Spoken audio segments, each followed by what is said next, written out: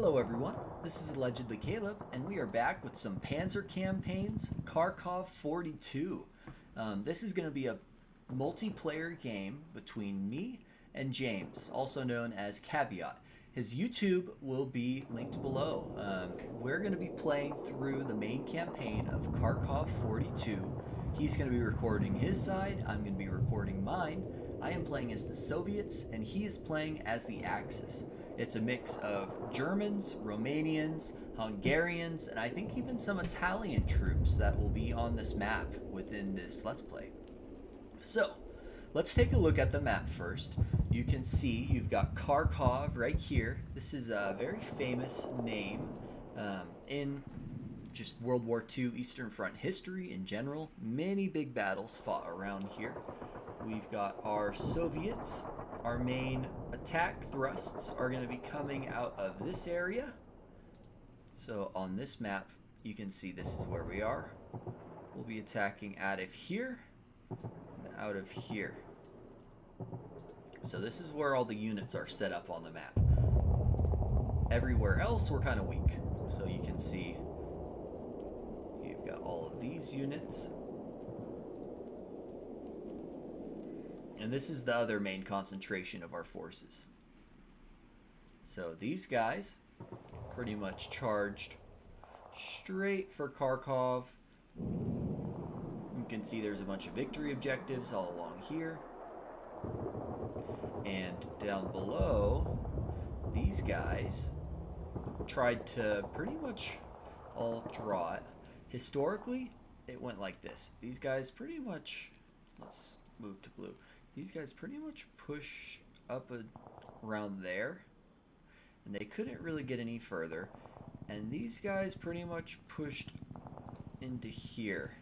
The plan was for them to go around Kharkov, for these guys to meet up this way, cut it off, and then take it. That did not go to plan, because at the same time of this Soviet offensive, the Germans were planning their summer offensive as well. So what historically happened is the Soviets had their little bit successful assault around this area and around this area, but since they were attacking out of this pocket, the Germans had a very large concentration of forces over here. So James and I did discuss, and we both did take a look at the map beforehand. So I kind of know how the Germans are deployed, not to the exact detail, but they start off with a lot of forces in this area. So they are essentially going to try and cut off this big pocket. So one of my dilemmas, knowing that this is what happened historically, is to figure out, do we still go for this offensive out here, even though this is where all of our victory points are?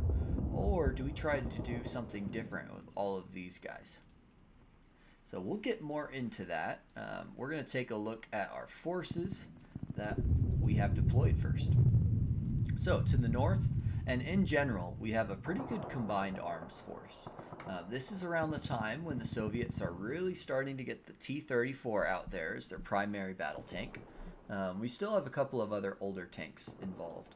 Most of our infantry is still pretty garbage, but we have a lot of it.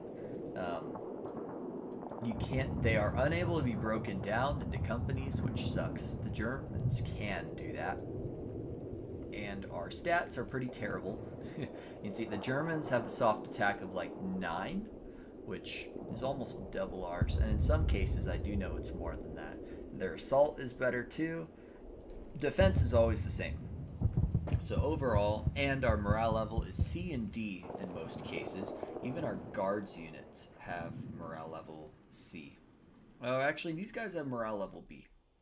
But let's find one of our infantry units. For example, oh, these guys have morale level B. Okay, they're better than I thought. They're a lot better than I thought. So those guys can go toe-to-toe with the main German units. For the most part, our units are either morale level B, which is above average, C, which is average, or D, which is poor. So let's take a look. We have artillery, mortars. We do not have regimental HQs though, which kind of sucks. So we got to keep all of these guys within range of our division commander, which gives us a lot less flexibility. Germans, they have those regimental commanders, so they're going to be able to spread their forces out more. Now let's take a look.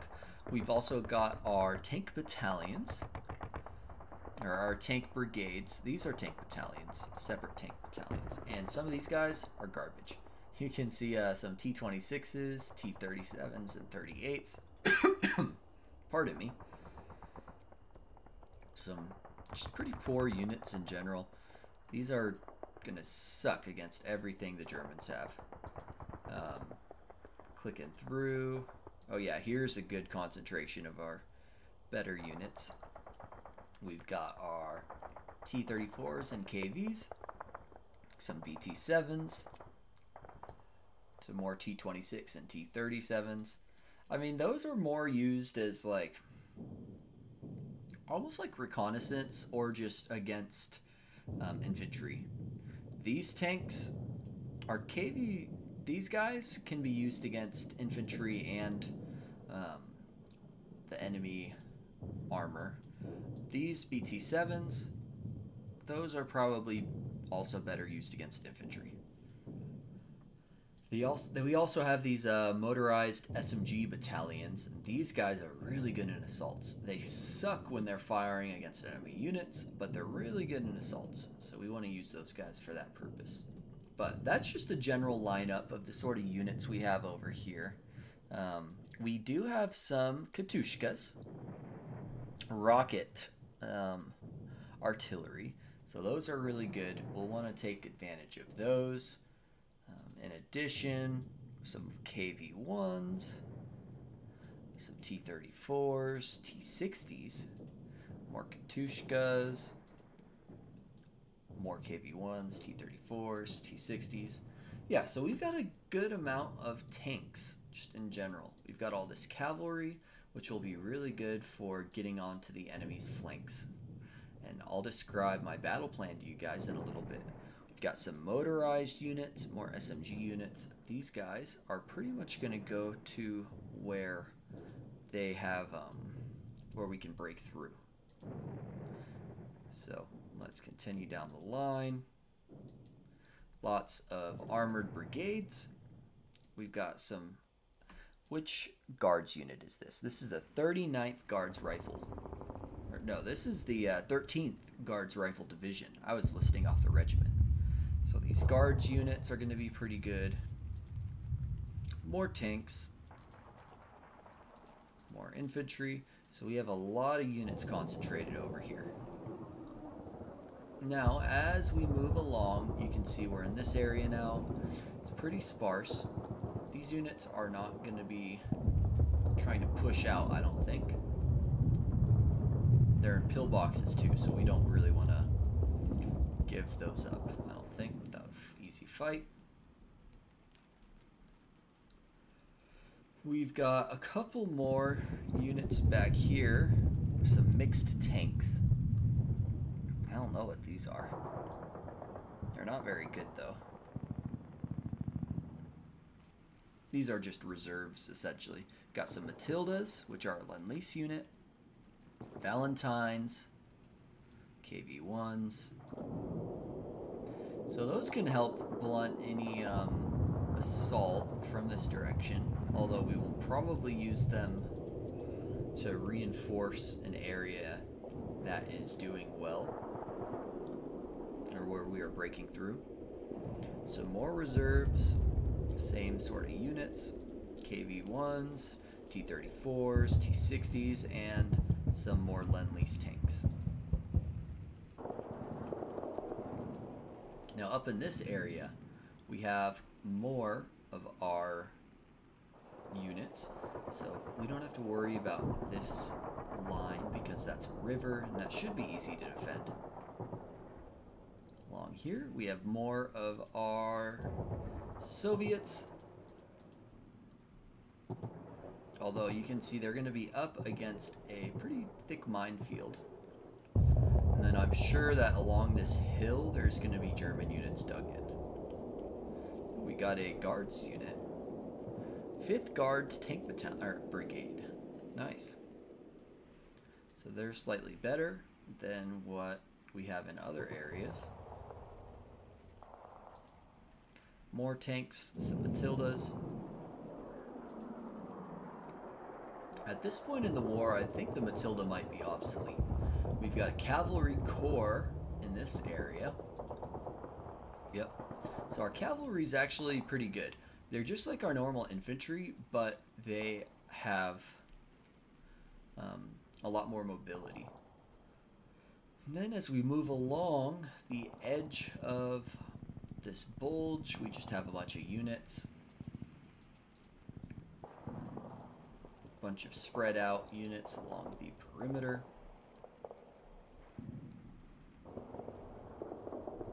And then we have a concentration right around here because we do not want the Germans to break through and cut off all of our other units. So this will be important to hold, and I might even take units from up here and bring them down to help keep the Germans from cutting through. One of the big issues that I'm worried about, though, is that these units, if they push too hard, they will be cut off. Let's take a look at where our supply centers are, because that is something that is going to be pretty important. Alright, so I've marked where our friendly supply sources are coming from, at least the big ones, and here they are. So, first is this town, Izium. This is going to be a really important town to defend, especially when it comes to this whole bulge right here. If they cut off, let me make this small. If they cut off this road, or this road, then suddenly pretty much all of these forces around here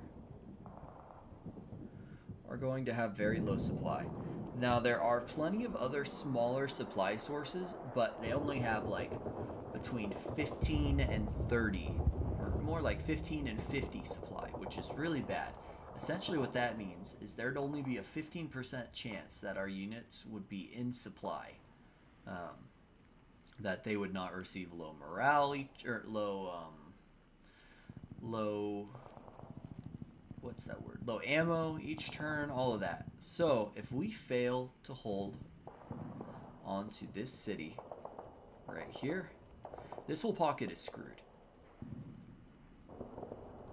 Now our secondary supply sources, as I might have mentioned already, are this one, you can see on the map, and this one. These are both 70 supply. So that, the way supply works in this game is it will drop down the further you get away from it, as if there was a virtual supply truck, a virtual motorized unit. So the movement points away from the supply point will be, it's kind of like how to think about it. Now we do have very thick supply points up here that I don't think we have to worry about losing those. I think we're strong enough up here to not have to worry about that unless they try to like cut in behind us and then take it. But even if they cut in behind us, I mean, we still have these points, so we can always button up around them, and that will keep them from getting isolated. If they take this point, then a lot of these units won't get isolated, but they will suddenly become way weaker because they have no ammo. So that's going to be one thing we're going to have to think about, making sure we defend this city right here. We do not want that to get cut off, because if it is, we're kind of screwed. One way I've been thinking about that is by potentially using this river right here to aid in our defense. Let me highlight this for you.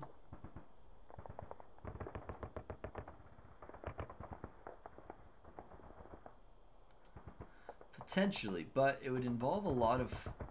It would involve the need to fall back with a lot of these units. Which honestly might not be a bad idea. Anyway. Most of the victory points back here are not worth very much. So, the only thing we would have to worry about is it seems like they're already across the river in this area. And they have bunkers over here. So that would mean they can potentially get through here pretty easily. But that's why we have a large amount of forces up here, I guess, to try and hold these areas. So with the rest of these guys, if we can... They're not fixed, right? Yeah, they are not.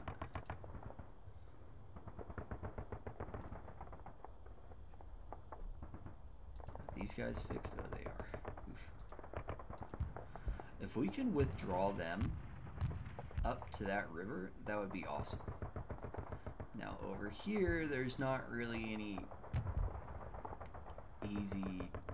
easily defendable spots to hold them at, because once this river ends, suddenly you got a whole bunch of open space all in here that they can easily just break through.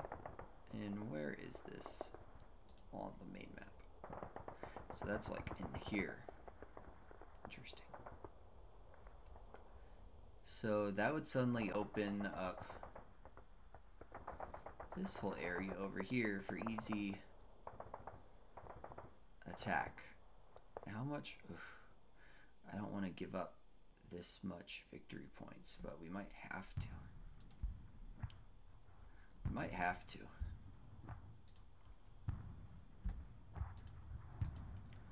Although most of these units start unfixed.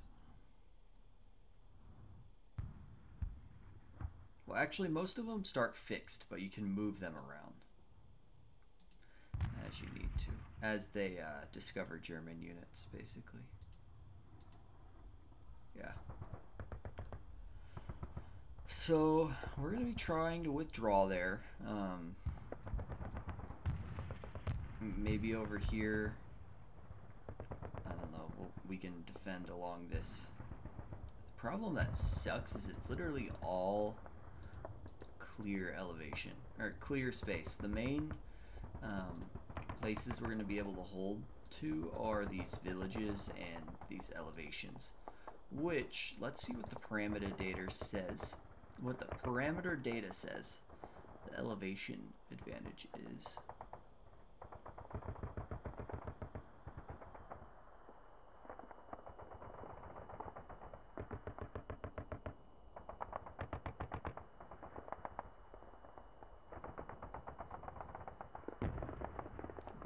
Further down.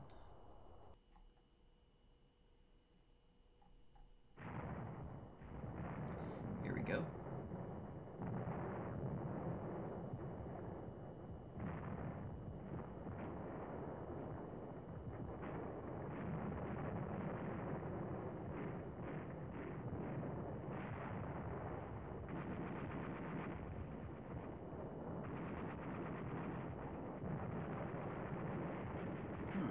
I don't see anything for elevation. Oh, here it is. Oh, elevation is 20% in this one. Oh, that's really, really good. That's like really good. That's like forest or villages. So we're gonna want to think about that.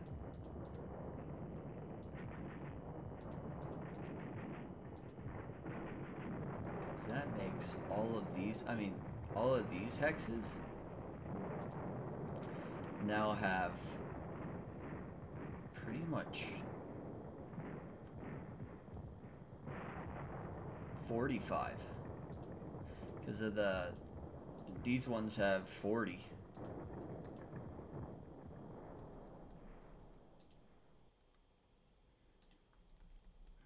Okay, good to know. Then I will create our actual tactical battle plans in my head. What is this? Rough 25, then to attack here.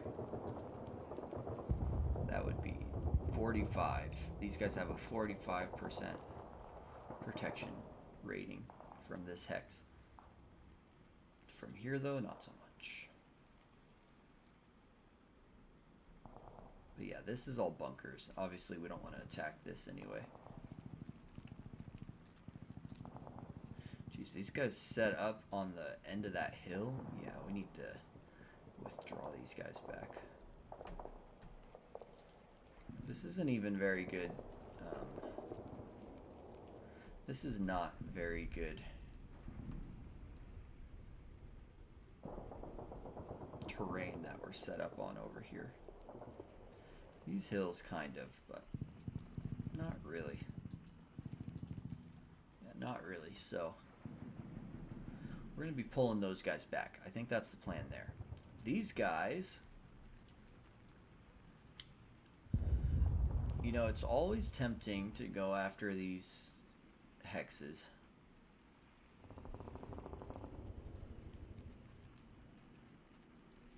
You'd have to hold them by 90 turns, though. So essentially, what this is saying is if I can take these and hold them by 90 turns or so, then I could, once those 90 or 100 turns are done, withdraw them, and then, I don't know, move them around here or something. Or just protect Izium, which doesn't even have victory objective. Let's see, that's another thing. Let's take a look at the strengths. So we can't see the Axis strength, but we have about 30,000 total victory points of men. And we both start out in about a draw, just shy of a minor victory.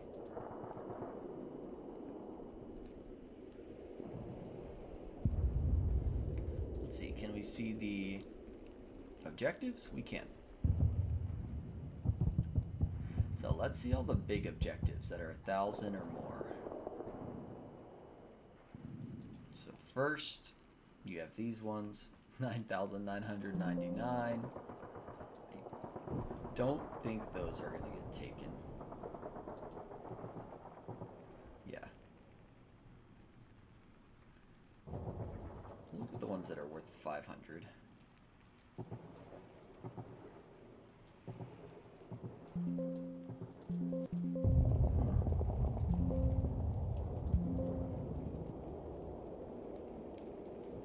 Okay, so just south of Izium, that's worth 500. Where's this? Southwest of Izium, along that road essentially. That's 7,500. Where is this?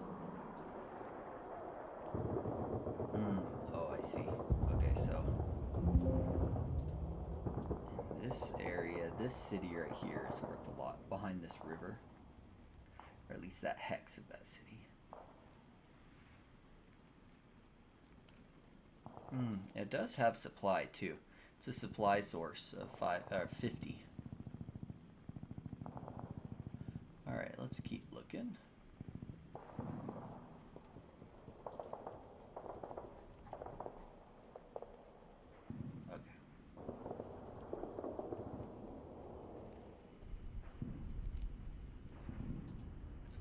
That one, we looked at that one. The next big one is this guy right here.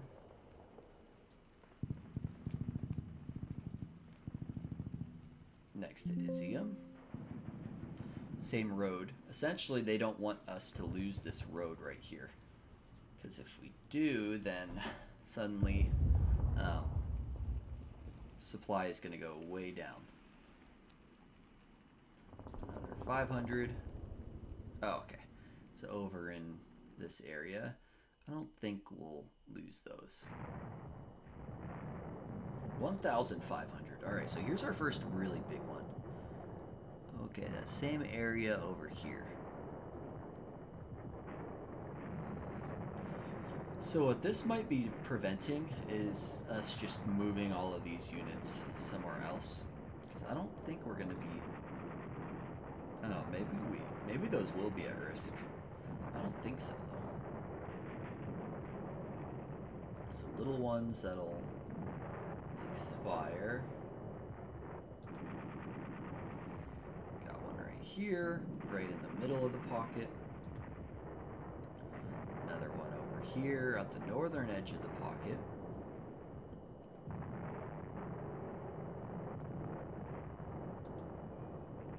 Another one at the northern part of the pocket. This one's at the southern end of the pocket. I don't know if we'll be able to protect that. That one doesn't even, yeah, that one doesn't even expire. It's only 500. This one is sort of in the northern central part of the pocket. That's in almost smack center west of the pocket. Okay, another 1,000 point objective in the north of the pocket. So they do not want us to lose that area. So essentially they don't want us withdrawing all of these guys out of the pocket.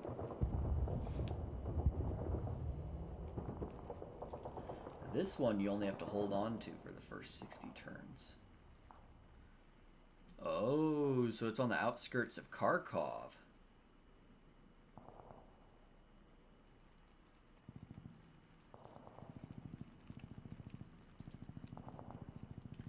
Here's one that we start off with. That's another 2001. Oof, yeah, that's right in the center. We don't want to lose that. That is across the whole game. So this is preventing us from just withdrawing out of the pocket. The game is set up to where it is heavily discouraging us from withdrawing from the pocket. You see all these thousands of points that are in here. 1,500. That's the thing. All of the German ones expire after a certain amount of turns, which I guess is telling us that we can withdraw from this area once we take them. Ooh, this one's 2,000 and only 60. It's in the town. 2,000 points. 3,000 points.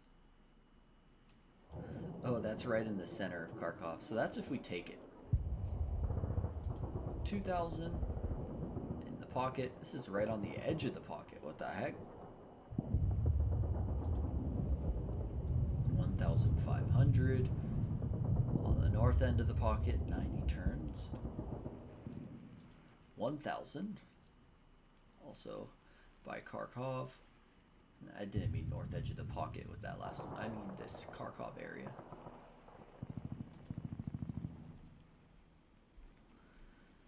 So it is highly encouraging the Soviet player to... Oh, this one's over in this area.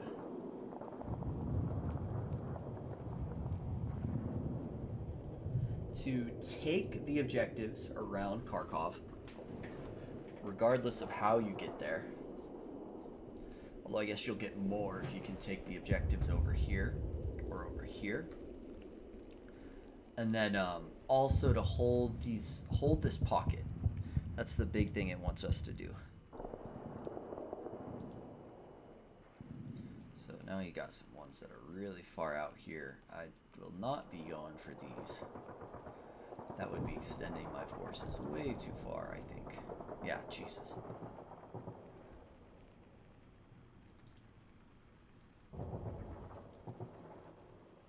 No, thank you.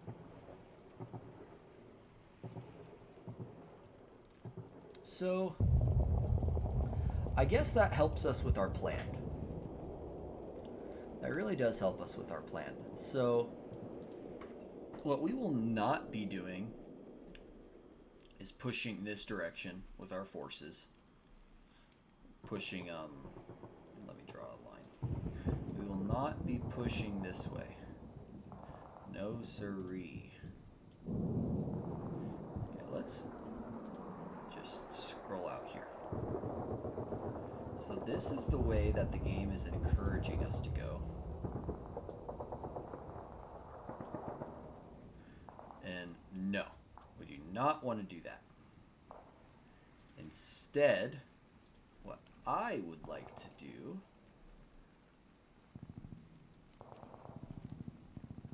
is potentially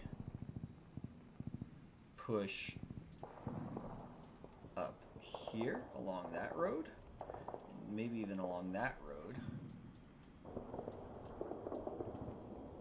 Or if I want to bypass his defenses, another thing I could do, and this would be risky, another thing I could do could be to go around this way. So I don't think he probably has much here. We'd have to get across 2 rivers though, because you can see, where did my thing go? Yeah, you can see he's got a river right here, a river right here, a river up here, a river along here, although I don't think we'll be going that far anyway, and a river over here.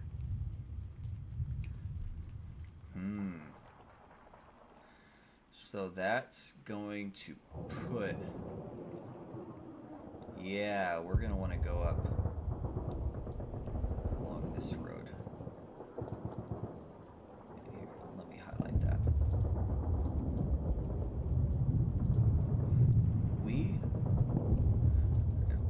Oopsies. Let me put that back.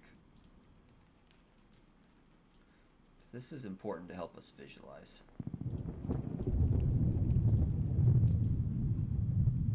So he's got this river, right?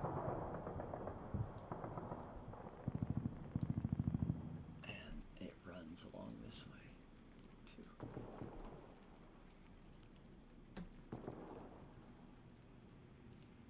What we'll need to do is shoot for this gap. This is a stream? Yeah. And after this gap,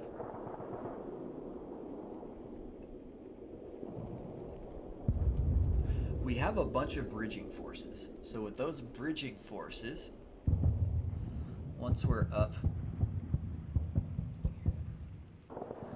let's scroll up. Now let's highlight those rivers again. He's got a river right here. He's got this river.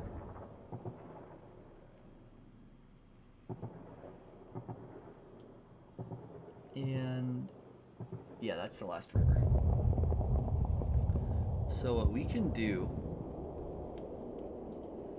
is, we're along this road, right? We could even move across over to this road by then. If we're along this road, we can skirt around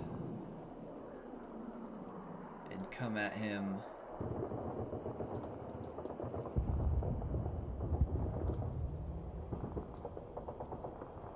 along this road. But I think that might take too much time, and that'll expose this flank to potential attacks, especially from this road right here, or from this way. What I would do overall is keep, we'd probably want to crop, oh, here, let's go back. go back to yellow, which is us. So I imagine he has a bridge right there, a bridge right there. And with all of our engineers, we can even go, yeah. This whole area will be very defensible. You see all this forest right here? So this would be the easy open route to go along. But this leads straight to Kharkov. I don't think we go past this way, because we're gonna have our other guys coming from this direction and taking care of this whole side of the river. So what we probably want to do is come up across here and try to get into this open space. Come up across here, get into this open space, and maybe we can send some units across this way to get up here. And with that, hopefully we're going to be in this whole area of Kharkov. And eventually, once the enemy puts too much pressure on us to where we have to withdraw, we might be able to keep the guys along this side of Kharkov, use this river to help protect us all along here. So I'm hoping I'll have captured that, maybe even along here. Now it's looking too crazy.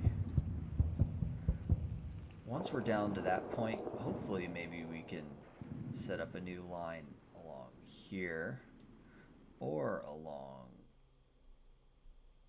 here. But it'd be, I don't know, that would be kind of weird, because essentially what we'd be doing is we would just hold this area, and this whole area would likely be given to the Germans trying to come up from here, or if they come in this area. So yeah, I say we go with that original strategy though of trying to take Kharkov first. And we'll see where that takes us from there.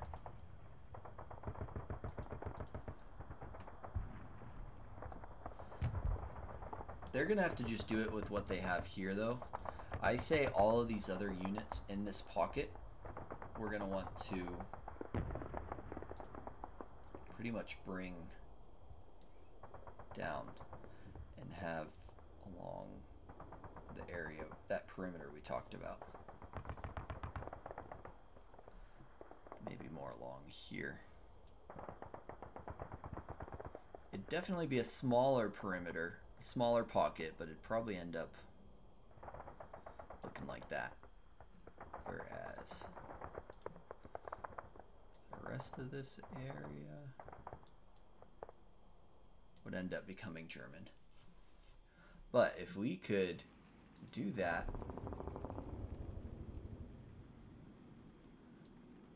and also take that area, take that area, and suddenly, even though we gave up this little bit, suddenly we've captured a lot of territory for the Soviet Union. I don't think we're going to have this much success because our units are bad, his units are good. It's as simple as that. But we'll see. That will be the main plan. And we'll see where it takes us. We'll see where it takes us indeed. So that has been my planning session. It has been almost 40 minutes. Hopefully this has been entertaining for you guys. I know it's been a lot of lines on maps, a lot of looking at units. So we'll see where this goes. I haven't played on a map like this yet with all this. Well, actually the Poland map has a lot of wide open space. It's just instead of clear terrain, it's all like fields. So the visibility is really bad. Still lots of rivers to navigate though. Where's all my engineers? I'm supposed to have an engineer army. Here they are. These bridging engineers, they need to stay safe until we get to, yeah, here. Because that's going to be the main river we're going to want to bridge. And these bridges are heavy bridges, which is good. That means we can ferry them across. Awesome. Well, everyone, thank you for watching my planning session. I hope you enjoyed it. I am looking forward to posting some Kharkov 42. I might even start recording my playthrough of it. That way you guys can get some action. It'll probably be a mix of live playthrough and after action summaries. But anyway, everyone, thank you for watching. I hope you enjoyed. If you like this content, be sure to like and subscribe, and I will catch you in the next one. Bye-bye for now.